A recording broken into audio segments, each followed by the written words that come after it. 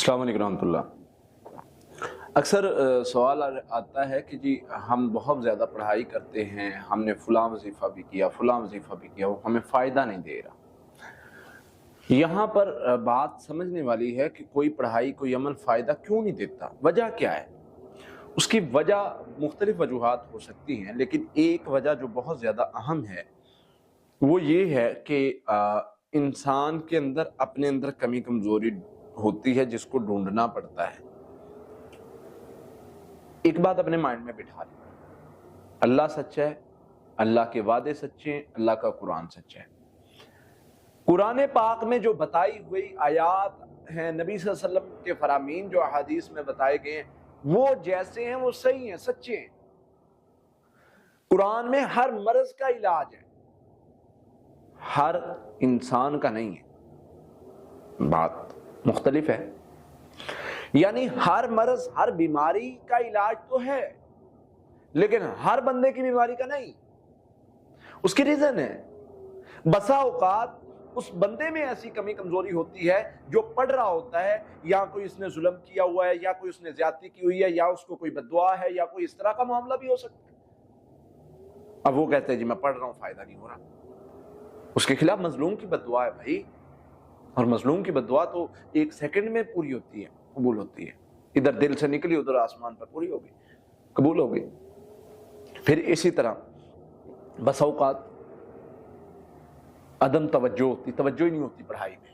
पढ़ रहे हैं, मैंने जी 1.25 लाख बार पढ़ लिया, क्या पढ़ा है आपको माने का पता है? माने का तो नहीं जी पता। आपको पता ही नहीं आपने क्या मांगा अल्लाह से, कैसे फायदा देगी पढ़ाई? फिर इसी तरह से 3-4 बार पढ़ लिया, 5-7 बार पढ़ लिया, 50 बार पढ़ लिया, बस ये थक गए हैं, बहुत पढ़ लिए। पढ़े, रूटीन के साथ पढ़े, तवज्जो के साथ पढ़े, मोहब्बत के साथ पढ़े। और रूटीन बहुत जरूरी है।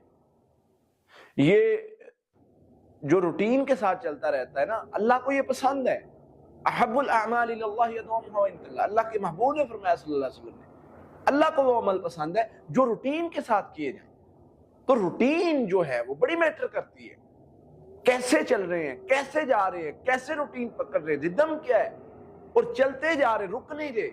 थोड़ी पढ़ लो, 100 बार नहीं पढ़ सकते, 7 बार पढ़ लो, लेकिन रूटीन जरूरी है। फिर इसी तरह से जो सबसे अहम मैटर है पढ़ाई का फायदा ना देने की वजूहात में से, वो है तवक्कुल ना करना। पढ़ने के बाद शक में रहना, पता नहीं फायदा होगा, पता नहीं होगा, पता नहीं क्या होगा। पता नहीं वाली तो गुंजाइश ही नहीं है भाई, पता नहीं वाली कोई चीज की तो गुंजाइश रखी नहीं है। फायदा तभी होगा जब आप तवक्कुल करते हैं, जब अज़म कर लिया फिर अल्लाह पर तवक्कुल कर। और अल्लाह का उसूल है, जब तवक्कुल करोगे मैं काफी हो जाऊंगा। तो भाई आपने पढ़ा है, और पढ़ने के बाद आपका बिलीफ सिस्टम स्ट्रांग है, और आपको तवक्कुल है कि मेरा अल्लाह ऐसे करेगा, मेरा अल्लाह मुझे इस शर से निकाल लेगा, मेरा अल्लाह मुझे इस शर से बचा के रखेगा।